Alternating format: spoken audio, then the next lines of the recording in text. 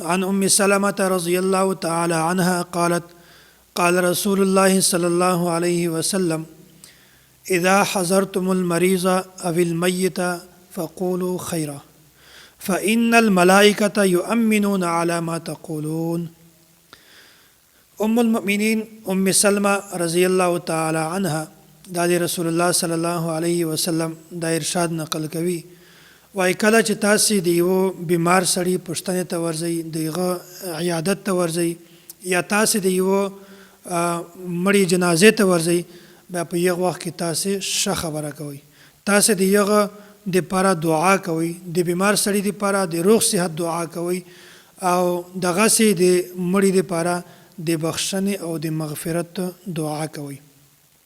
فإن الملائکة یؤمنون علی ما تقولون، ځکه چې فرشته د تاسې په دعا باندې امین وایي. څومره خوش قسمته انسان د هغه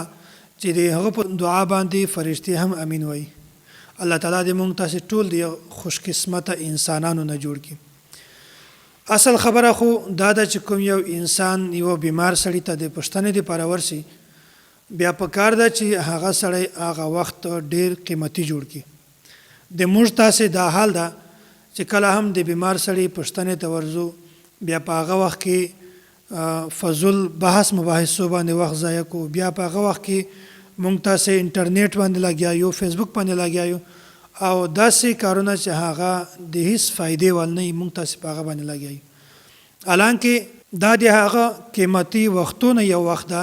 چې په هغه وخت کې الله تعالی د هر انسان دعا قبلوي او موږ تاسې د سستی او د غفلت دا حال ده چې موږ تاسې ته د دغه وخت قدر نه وي. نو الله تعالی د موږ تاسې ته